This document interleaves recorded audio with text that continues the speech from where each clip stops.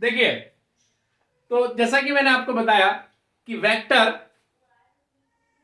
Totally एक नया concept है। जैसे कि हमने पहले पढ़ा था, मैट्रिक्स के बारे में पढ़ा था हमने, उसका एल्जेब्रा हमने डिफाइन किया क्योंकि उससे हमने डेटा को रिप्रेजेंट किया था। और हमने रिप्रेजेंट किया तो हमने ये सोचा कि जिस फॉर्म में डेटा को रिप्रेजेंट किया है उसी फॉर्म में उसको ऑपरेट किया जाए। हमने मैट्रिक्स के रूल सीखे। और इसी तरह से अगर मैं बात करूं वेक्टर की, तो मैथमेटिकली हम क्या बोलते हैं कि डायरेक्टेड लाइन सेगमेंट, उसको हम वेक्टर बोलते हैं। तो डायरेक्टेड लाइन सेगमेंट मतलब मैं मैथमेटिकली अगर रिप्रेजेंट करूंगा तो क्या बोलूंगा कि एक लाइन सेगमेंट जिसकी डायरेक्शन हो। ओके, एक लाइन सेगमेंट मतलब एक सिंपली लाइन सेगमेंट तो काफी सारे हम ले सकते हैं, बट डायरेक्टेड लाइन सेगमेंट मतलब जिसकी डायरेक्शन हो, जिसमें डायरेक्शन भी जुड़ी हुई हो, ऐसे लाइन सेगमेंट को मैं वेक्टर बोलूंगा। अब इसका यूज क्या है, हम कैसे इसके बारे में सोचते हैं, क्योंकि जो मैंने आपको बात बोली उससे एकदम आपके दिमाग में कुछ स्ट्राइक नहीं हुआ होगा, बोले है क्या, ऐसा तो हम बहुत सारी लाइंस बनाते हैं। अब इसका मतलब समझना कि फिजिक्स में, जैसा कि मैंने आपको बताया था कि काफी सारी चीजें हम पढ़ते हैं फिजिक्स में, हम ऐसी क्वांटिटीज पढ़ते हैं जिसमें डायरेक्शन की जरूरत होती है। जैसे हम बात करते हैं डिस्प्लेसमेंट की। ओके, तो डिस्प्लेसमेंट की जब हम बात करते हैं तो हमको क्या करना होता है कि मान लीजिए मैं ए से बी तक जा रहा हूं। तो ए से बी तक मतलब मैं यहां खड़ा हूं, यहां से थोड़ा सा आगे जा रहा हूं बिल्कुल इस डायरेक्शन में। तो ये देखिए, ये क्या हो गया डिस्प्लेसमेंट, क्योंकि मैं फिक्स डायरेक्शन में जा रहा हूं। ओके, अब डिस्प्लेसमेंट अगर हम फिजिकल मीनिंग देखें तो दो पॉइंट्स के बीच में शॉर्टेस्ट डिस्टेंस। अगर दो पॉइंट्स के बीच में शॉर्टेस्ट डिस्टेंस की अगर हम बात करते हैं तो उसके लिए आपको फिक्स डायरेक्शन में जाना होगा। ऐसा नहीं कि आप कहीं पे भी चले जाओ आपको शॉर्टेस्ट डिस्टेंस मिल जाएगी। दो पॉइंट के बीच में शॉर्टेस्ट डिस्टेंस एक ही होगी और वो फिक्स डायरेक्शन में होगी। ओके, तो ऐसे केस में ऐसी क्वांटिटीज के लिए हमको डायरेक्शन की भी बात करनी पड़ेगी। फिर आप एक पॉइंट से दूसरे पॉइंट तक जाओगे भी तो हमको मैग्नीट्यूड भी चाहिए, मतलब कोई ना कोई वैल्यू भी चाहिए कि मैं 10 मीटर चला, 20 मीटर चला। तो ऐसी क्वांटिटीज के लिए मेरे को डायरेक्शन भी चाहिए और मैग्नीट्यूड भी चाहिए, मतलब उसकी वैल्यू भी चाहिए। ऐसी क्वांटिटीज को मैं बोलता हूं वेक्टर फिजिकल क्वांटिटीज। ओके, क्योंकि फिजिकल क्वांटिटीज को अगर मैं लेता हूं तो मैं इसको फील कर सकता हूं कि डायरेक्शन क्या होती है, मैग्नीट्यूड क्या होता है। ओके, और जैसे मान लीजिए कि आपको यहां से बॉम्बे जाना है, तो अब मैं बोलूंगा यार उधर चले जाओ, बॉम्बे आ जाएगा। अब उधर किधर के नाक की सीध में चले जाओ, ठीक है ना। तो कहने का मतलब है आपको एक फिक्स डायरेक्शन में जाना पड़ेगा तो आपको बॉम्बे मिलेगा। बॉम्बे मिलेगा मतलब आप बॉम्बे पहुंच जाओगे। अब डायरेक्शन कैसे कि अगर आप फ्लाइट से जाते हो तो सोचो कि आप इंदौर से उड़े फ्लाइट में बैठ के, ऐसे खुद से नहीं उड़े, और आप एक फिक्स डायरेक्शन में जाओगे। तो क्योंकि देखो हमको शॉर्टेस्ट रूट फॉलो करना है। अगर आप फ्लाइट से जाते हो तो फ्लाइट को एक शॉर्टेस्ट रूट फॉलो करना है, तो उसके लिए जो होगा वो क्या होगा, एक फिक्स डायरेक्शन में जाना पड़ेगा, मिनिमम डिस्टेंस और फिक्स डायरेक्शन। तो वो फ्लाइट के हिसाब से वो क्या हुआ, इंदौर से बॉम्बे जो हो गया वो क्या हो गया डिस्प्लेसमेंट। आप ट्रेन से जा रहे हो तो भाई जहां जहां पटरी होगी वहीं वहीं जाना पड़ेगा, तो वो क्या हो गई एक तरह से डिस्टेंस। क्योंकि डिस्टेंस में आपको डायरेक्शन से कोई मतलब नहीं होता है। यहां से बॉम्बे जाना है तो आप यहां से इधर घूमे उधर घूमे, तो कहने का मतलब है कि आपने कोई शॉर्टेस्ट या फिक्स रूट फॉलो नहीं किया। फिक्स मतलब कोई फिक्स डायरेक्शन फॉलो नहीं की, आप बस चलते गए। तो जो आपने पाथ कवर किया है इंदौर से बॉम्बे तक का, तो वो एक तरह से क्या हो गया, आपकी जो डिस्टेंस हो गई जो आपने ट्रैवल की है। और अगर आप फ्लाइट से गए हो तो ये एक तरह से क्या हो गया आपका डिस्प्लेसमेंट, क्योंकि वहां आप फिक्स डायरेक्शन में गए हो, एक शॉर्टेस्ट रूट को फॉलो करते हुए गए हो। ओके, तो आप सोचिए कि जहां हमको, क्योंकि देखो कहीं भी इस तरह की बात आएगी आपने को वहां जाना है, बॉम्बे जाना है, तो कहां बॉम्बे कहां है, तो एक फिक्स डायरेक्शन में जाना पड़ेगा। ओके, तो वेक्टर क्वांटिटीज मतलब ऐसी क्वांटिटीज जिसमें मैग्नीट्यूड और डायरेक्शन दोनों हो, उसको हम बोलते हैं वेक्टर क्वांटिटीज। और मैथमेटिकली हम कैसे बोलते हैं, डायरेक्टेड लाइन सेगमेंट। क्योंकि आप सोचो कि मैं एक पॉइंट से दूसरे पॉइंट पे जा रहा हूं, तो अब अगर मैं कोई प्रॉब्लम सॉल्व करता हूं तो उसमें ऐसे थोड़ी ना है कि एक पूरा वीडियो चलेगा कि आप एक पॉइंट से दूसरे पॉइंट पे जा रहे हो। वहां पे क्या होगा, उसी चीज को हम रिप्रेजेंट करेंगे एक लाइन सेगमेंट से। वो लाइन सेगमेंट मतलब आप कितना चले, डायरेक्शन मतलब किधर चले, इधर, तो इधर के लिए मैं एक वेक्टर बना दूंगा, इधर तो इस डायरेक्शन का मैं एक वेक्टर बना दूंगा, और उसकी लेंथ कितनी रखूंगा, जितना आप चले हो।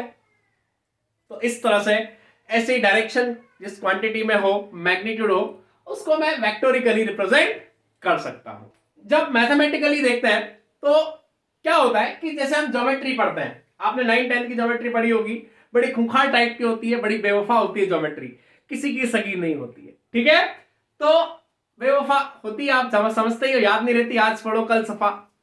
तो वहां पे अगर हम ज्योमेट्री के प्रॉब्लम्स को अगर वेक्टर से सॉल्व करते हैं तो कहीं ना कहीं वो आसान हो जाते हैं कंपैरेटिवली, ठीक है। तो एक हम ये भी बोल सकते हैं कि एक वेक्टर एक बहुत अच्छा कॉन्सेप्ट हमको प्रोवाइड करता है ज्योमेट्रिकल प्रॉब्लम को सॉल्व करने के लिए, ठीक है। क्योंकि ज्योमेट्रिकल प्रॉब्लम अगर कॉम्प्लिकेटेड है तो हम वेक्टर से उसको सिंपली सॉल्व कर सकते हैं वेक्टर के कॉन्सेप्ट से। तो चलिए हम आगे देखते हैं कि वेक्टर क्या होता है, हम किस तरह से रिप्रेजेंट करते हैं, वेक्टर फिजिकल क्वांटिटीज क्या होती है। अभी हमको फिजिक्स में ज्यादा नहीं जाना है, जितना जाना है उतना मैं आपको बता दूंगा, ठीक है। तो चलिए, directed line segment is known as vector. हम इस तरह से किसी भी वेक्टर फिजिकल क्वांटिटी को रिप्रेजेंट कर सकते हैं जिसका मैग्नीट्यूड और डायरेक्शन दोनों हो। और वेक्टर हम किस तरह से रिप्रेजेंट करते हैं मैथमेटिकली, क्योंकि सिंपली ये एक लाइन है ए बी और मैं सिंपली ए बी लिखता हूं, तो इसका मतलब क्या हुआ कि ए से बी तक की डिस्टेंस, ए से बी तक की डिस्टेंस, क्लियर। अब मेरे को यहां पे एक स्पेशल क्वांटिटीज मतलब वेक्टर रिप्रेजेंट करना है कि वो मैग्नीट्यूड के साथ साथ डायरेक्शन को भी दिखाए, तो इसलिए मैं इसके सिर पे एक एरो लगा देता। तो वेक्टर मैं कैसे रिप्रेजेंट करता हूं, ए बी और इसके सिर पे एक वेक्टर। अब इस वेक्टर को अगर मैं देखूं तो ये वेक्टर ए बी मतलब याद रखना एक रियल नंबर नहीं है, ध्यान रखना। वेक्टर ए बी मतलब ये एक ऐसी क्वांटिटी है जिसका मैग्नीट्यूड भी है, जिसकी फिक्स्ड क्या है, डायरेक्शन भी है। याद रखना इसका मैग्नीट्यूड भी है और इसकी डायरेक्शन भी है। अगर मेरे को पर्टिकुलरली इसका मैग्नीट्यूड रिप्रेजेंट करना है तो मैं ऐसे लिखूंगा ए बी और ये मैग्नीट्यूड, ये प्योरली क्या होगा मैग्नीट्यूड। और अगर मैं लिखता हूं ए बी और इसको मैं क्या पढ़ता हूं, वेक्टर ए बी, क्या पढ़ता हूं इसको, वेक्टर ए बी। अगर ऐसा लिखा है इसका मतलब इसका मैग्नीट्यूड भी है और इसकी डायरेक्शन भी है, ये वेक्टर है, ये रियल नंबर नहीं है। अब जब रियल नंबर नहीं है तो मैं रियल नंबर के रूल्स इस पे नहीं लगा सकता, इसके रूल हमको देखना पड़ेंगे। इसका एडिशन कैसे होता है, इसका मल्टीप्लिकेशन कैसे होता है, इसका सब्सट्रैक्शन कैसे होता है, ये सारे रूल्स हम देखेंगे, ओके। तो ये एक हमने नई क्वांटिटी डिफाइन की वेक्टर, और इसका मैग्नीट्यूड ए बी वेक्टर और इसकी डायरेक्शन फिक्स होगी, तो ये एक वेक्टर है जिसकी डायरेक्शन और मैग्नीट्यूड दोनों है। अब देखिए वेक्टर फिजिकल क्वांटिटीज, तो क्या होगा, quantities having both magnitude and direction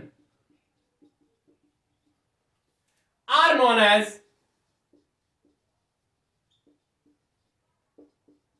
vector physical quantities। ऐसी क्वांटिटीज जिसमें मैग्नीट्यूड भी हो डायरेक्शन भी हो उनको हम बोलते हैं वेक्टर फिजिकल क्वांटिटीज। आप स्क्रीनशॉट लेते रहिएगा, जो जो भी मैं यहां पे लिख रहा हूं आप बोर्ड का स्क्रीनशॉट लेके कॉपी पे नोट करते रहिएगा, क्योंकि ज्ञान सुनने के साथ साथ लिखना भी जरूरी है, लंबे समय तक याद रहता है। चलिए, तो वेक्टर फिजिकल क्वांटिटीज बोलते हैं फॉर एग्जांपल डिस्प्लेसमेंट, धक्का मतलब force, displacement force, velocity etc, इसको बोलते हैं वेक्टर फिजिकल क्वांटिटी। और मैथमेटिकली हम लिखते हैं डायरेक्टेड लाइन सेगमेंट वेक्टर को इस तरह से रिप्रेजेंट करता है, इस तरह से मैग्नीट्यूड रिप्रेजेंट करता है। इसी तरह से स्केलर क्वांटिटी, स्केलर क्वांटिटीज, तो स्केलर क्वांटिटीज क्या होती है, क्वांटिटीज हैविंग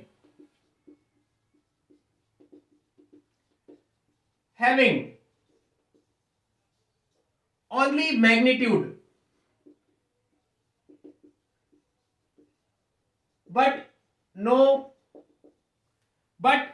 डायरेक्शन, जिसका केवल क्या होता है, मैग्नीट्यूड होता है बट नॉट डायरेक्शन,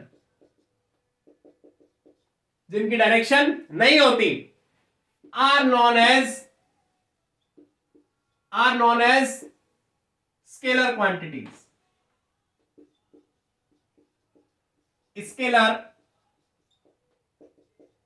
क्वांटिटीज, जैसे है ना, ये स्केलर क्वांटिटीज हो गई। फॉर एग्जाम्पल टाइम, मास, इनकी डायरेक्शन नहीं होती। Temperature,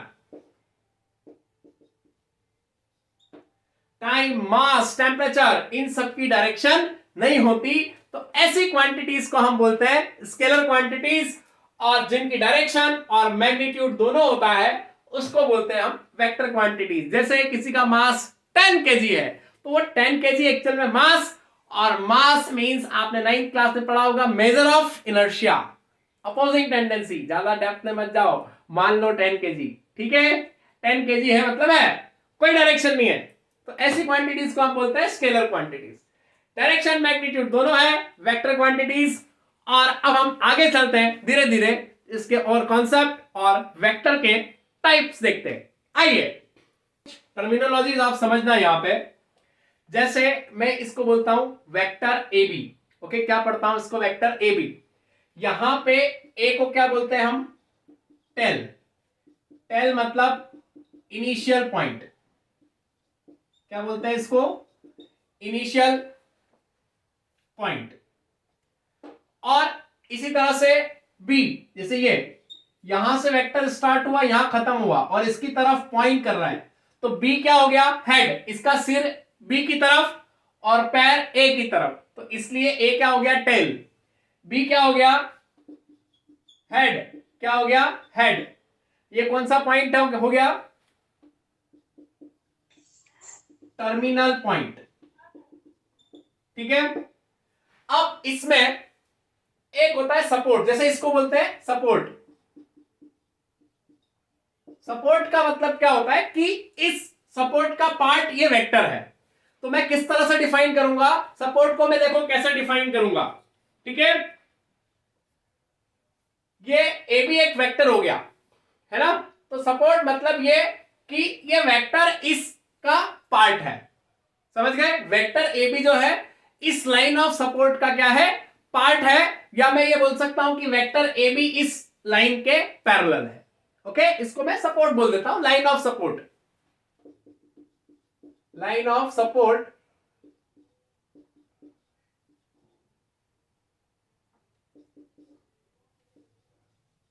whose part is vector A B, जिसका पार्ट क्या है, वेक्टर ए बी, ठीक है। तो ये एक तरह से हमारे लिए क्या हो गई, लाइन ऑफ सपोर्ट। और ये जो सेगमेंट ए बी है, ये इसका हो गया magnitude. Segment A B is the magnitude of vector A B. आ गया, वेक्टर ए बी लिखने के बजाय मैं सीधे ऐसे लिखता हूं, मैग्नीट्यूड ऑफ ए बी। आ गया, और इसको हम ऐसे भी लिख सकते हैं, मैग्नीट्यूड ऑफ ए बी को हम कैसे लिख सकते हैं, आपको मैंने बताया कि ये this is the magnitude of vector A B, magnitude of A B vector. इस तरह से मैग्नीट्यूड मतलब इस वेक्टर की लेंथ, और ये आप सोचो कि एक लाइन ऑफ सपोर्ट है, इस सपोर्ट में मैं एक ए बी मैग्नीट्यूड का क्या ले रहा हूं, वेक्टर। समझ गए, धीरे धीरे आप सारी चीजें समझते जाओगे, है ना। कुछ कुछ बस टर्मिनोलॉजीज आप याद रखना। ये सपोर्ट मतलब एक तरह से ये है कि ये वेक्टर इसका पार्ट है, ऐसा इस लाइन के पैरेलल में एक ए बी मैग्नीट्यूड का क्या ले रहा हूं, वेक्टर, ठीक है ना। तो उस वो किसका पार्ट है, इस सपोर्ट का पार्ट है, इस लाइन ऑफ सपोर्ट का पार्ट है, ठीक है ना। ज्यादा भी आप डेप्थ में मत जाइएगा, बस मैं समझाने के लिए कुछ चीजें यूज कर रहा हूँ, इसकी कोई बहुत ज्यादा जरूरत नहीं है। जैसे जैसे मैं आगे जाऊंगा आपको चीजें सारी बताता जाऊंगा। ठीक है, बस थोड़ा सा आपके माइंड में ये सेट होना चाहिए कि वेक्टर एक्चुअल में है क्या। ठीक है ना, क्योंकि हमने जनरली रियल नंबर पढ़ा होता है और आप उसी से सबको रिलेट करने की कोशिश करते हैं। हमको इसका अलजेब्रा भी पढ़ना पड़ेगा कि वेक्टर में एडिशन कैसे होता है, मल्टीप्लिकेशन कैसे होता है। तो धीरे धीरे हम सारी चीजें एक्सप्लोर करेंगे। अब हम देखेंगे टाइप्स ऑफ वेक्टर। क्या देखेंगे? Types of vector. हमने इसको डिफाइन कर लिया, डायरेक्टेड लाइन सेगमेंट बोल दिया, initial point, terminal point, head, tail, सारी चीजें मैंने आपको बता दी। अब हम इसके टाइप्स देखते हैं। मैग्नीट्यूड के बारे में मैंने आपको बताया, और ये लाइन ऑफ सपोर्ट मतलब जिसका पार्ट ये वेक्टर है, इसको हम बोलते हैं सपोर्ट। ओके, तो अब हम बात करते हैं टाइप्स ऑफ वेक्टर की। क्या होता है? अगर किसी वेक्टर का मैग्नीट्यूड 0 है और साथ ही साथ, अब देखिए कोई भी वेक्टर है उसका मैग्नीट्यूड 0 कब हो सकता है? तो जैसे मान लीजिए कि एक ऑब्जेक्ट है, वो ए से चला बी पे। कहां चला? ए से बी पे, और वापस कहां आ गया? बी टू ए। तो जहां से चला था वहीं आ गया, तो इसका डिस्प्लेसमेंट कितना हुआ? 0। जहां थे वहीं आ गए, तो इसका मतलब इनिशियल और टर्मिनल पॉइंट क्या हो गया? सेम। इनिशियल और फाइनल पॉइंट क्या हो गया? सेम। तो ऐसे वेक्टर को हम बोलते हैं जीरो वेक्टर, नल वेक्टर, जिसका इनिशियल और टर्मिनल पॉइंट क्या हो? सेम, और मैग्नीट्यूड 0 हो। आ गया? क्योंकि आप देखो ए से चले और वापिस ए पे आ गए, तो इसका मतलब क्या हुआ? इनिशियल और टर्मिनल पॉइंट सेम, आपका डिस्प्लेसमेंट 0 हो गया। और अब आप देखिए कि ऐसे वेक्टर के लिए हमने क्या बताया है? Null vector. आप सोचो कि नल वेक्टर अगर नहीं होता तो हम वेक्टर की कोई एक्सप्रेशन लिख ही नहीं पाते। क्यों नहीं लिख पाते? कि मान लो कि यार कोई भी ए बी प्लस बी है, ये ए बी और फिर मैं बी से ए तक आया, दोनों वेक्टर का सम कितना आ रहा है? 0। अगर मैं ये 0 लिख दूं तो आप सोचो कि लॉजिकली ये एक्सप्रेशन ही गलत है। कि एक साइड तो आप वो क्वांटिटी लिख रहे हो जिसमें डायरेक्शन और मैग्नीट्यूड दोनों है, दूसरी साइड आप वो क्वांटिटी लिख रहे हो जिसमें मैग्नीट्यूड और डायरेक्शन के पता ही नहीं है। तो दो ऐसी क्वांटिटी को आप रिलेट ही नहीं कर सकते, गधे घोड़े को आप रिलेट कर ही नहीं सकते। समझ गए? तो इसलिए हमने नल वेक्टर डिफाइन किया। तो यहां पे अगर 0 भी आता है हम उस पर वेक्टर लगाएंगे। ओके, क्यों लगाएंगे? क्योंकि दोनों साइड हमको बैलेंस करनी है, अदरवाइज ये हो ही नहीं पाएगा। तो इसके लिए हमने नल वेक्टर डिफाइन किया, vector having same initial and terminal point.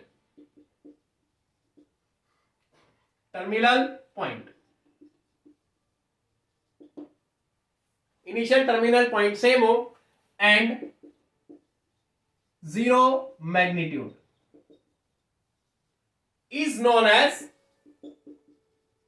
known as null or zero vector। उसको हम बोलते हैं जीरो वेक्टर या नल वेक्टर। ओके, तो आप देखिए कि इसको रिप्रेजेंट कैसे करते हैं, इस तरह से। तो यहां पे आप सोचो कि ए बी प्लस बी है, नेट डिस्प्लेसमेंट 0, तो उस तरह मैं क्या लिखूंगा? जीरो वेक्टर लिखूंगा, ओनली 0 नहीं लिखूंगा, अदरवाइज लॉजिकली वो एक्सप्रेशन गलत होगा। दूसरी बात, the direction of null vector is undefined. इसकी डायरेक्शन नहीं होती है। जैसे नल वेक्टर मतलब क्या हो गया? एक पॉइंट, सिंपली। और वो पॉइंट मतलब कैसे? कि इनिशियल और टर्मिनल पॉइंट सेम, आप जहां से चले थे वहीं आ गए, नेट डिस्प्लेसमेंट 0 हो गया। ऐसे सोचिए, जल्दी समझ में आएगा। तो इसकी डायरेक्शन नहीं होती है। So its direction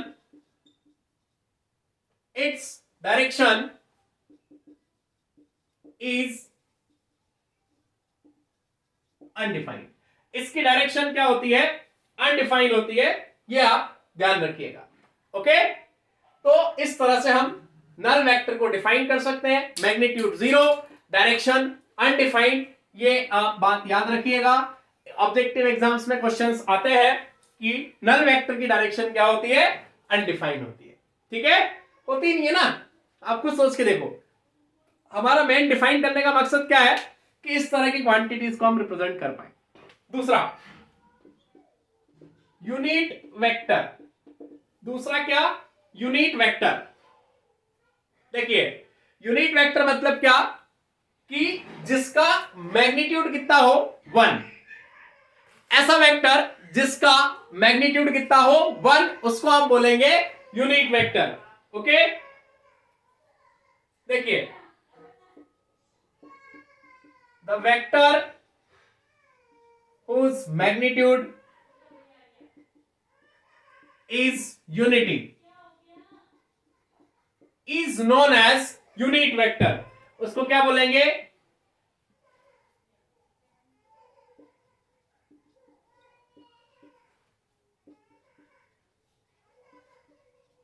unit vector. Okay, ऐसा वेक्टर जिसका मैग्नीट्यूड क्या हो? यूनिटी हो, उसको हम यूनिट वेक्टर बोलते हैं। अब एक बात याद रखना कि यहां पे कोई भी वेक्टर यूनिट वेक्टर हो सकता है, नो डाउट। अब कोई भी वेक्टर अगर यूनिट वेक्टर नहीं भी है तो आप उस वेक्टर की डायरेक्शन में एक टुकड़ा ऐसा ले सकते हैं जिसका मैग्नीट्यूड 1 हो। आ गया? कोई वेक्टर अगर यूनिट, हर बार देखो वेक्टर आपने कोई भी बनाया, जैसे ये मैंने एक वेक्टर बनाया, अब ये यूनिट वेक्टर है जरूरी नहीं है, हाँ, लेकिन इस वेक्टर की डायरेक्शन में मैं एक यूनिट वेक्टर ले सकता हूं, एक 1 मैग्नीट्यूड का वेक्टर कंसीडर कर सकता हूं। ओके, इस वेक्टर की डायरेक्शन में मैं एक 1 मैग्नीट्यूड का वेक्टर कंसीडर कर सकता हूं। कैसे, वो मैं आपको सिखाता हूं। तो जिसका मैग्नीट्यूड 1 हो उसको यूनिट वेक्टर बोलते हैं एंड इज रिप्रेजेंटेड बाय, इसको रिप्रेजेंट कैसे करते हैं? ऐसे देखिए, जैसे A B cap, A B की डायरेक्शन में यूनिट वेक्टर, तो क्या बोलेंगे? ए बी कैप, या फिर क्या बोलेंगे? A cap. इस तरह से ऐसे रिप्रेजेंट करते हैं कैप लगा के। तो आप सोचे कि ये एक वेक्टर है, इस वेक्टर की डायरेक्शन में मेरे को यूनिट वेक्टर लेना है, एक यूनिट मैग्नीट्यूड का वेक्टर लेना है। बहुत ही आसान है। आप इस वेक्टर, ये वेक्टर ए बी है, इस वेक्टर ए बी की डायरेक्शन में एक यूनिट मैग्नीट्यूड का आप वेक्टर डिफाइन कर सकते हो। कैसे? आप इस ए बी वेक्टर के इसी के मैग्नीट्यूड से डिवाइड कर दो। आप किसी भी वेक्टर को उसके मैग्नीट्यूड से डिवाइड कर दो तो उस वेक्टर की डायरेक्शन में सीधे क्या आ गया? Unit vector. क्यों आ गया? आप सोच के देखो कि इस वेक्टर ए बी की डायरेक्शन में यूनिट वेक्टर निकालना था, तो मैंने इस वेक्टर को इसी के मैग्नीट्यूड से डिवाइड कर दिया। तो अब ये जो है, ये इस वेक्टर ए बी की डायरेक्शन में यूनिट वेक्टर क्यों है? आप देखिए, मैं यहां पे इस यूनिट वेक्टर का मैग्नीट्यूड निकाल रहा हूं, तो क्या आएगा? ए बी वेक्टर का मैग्नीट्यूड, मतलब मैग्नीट्यूड निकालूंगा तो दोनों साइड का क्या लूंगा? मैग्नीट्यूड। ये ए बी वेक्टर ऑलरेडी है, मैग्नीट्यूड लूंगा तो दोनों साइड क्या लगाऊंगा? मॉड। ए का मैग्नीट्यूड, ए बी का मैग्नीट्यूड अपॉन ए बी का मैग्नीट्यूड, दोनों को क्या कर दो? कैंसल। क्या आ गया? 1। तो देखिए इसका मैग्नीट्यूड कितना आया? 1। तो किसी भी वेक्टर की डायरेक्शन में आपको यूनिट वेक्टर निकालना है तो उस वेक्टर को उसी के मैग्नीट्यूड से डिवाइड कर दीजिए। जैसे वेक्टर बी की डायरेक्शन में मेरे को यूनिट वेक्टर निकालना है, यूनिट वेक्टर मतलब एक यूनिट मैग्नीट्यूड का वेक्टर निकालना है, तो क्या करूंगा? बी के बराबर वेक्टर बी को इसी के मैग्नीट्यूड से डिवाइड कर दीजिए, तो ये बी की डायरेक्शन में क्या आ गया? Unit vector. तो इस तरह से हम यूनिट वेक्टर को डिफाइन करते हैं। अब हम चलते हैं इक्वल वेक्टर की तरफ। किसकी तरफ चलते हैं? Equal vector. चलिए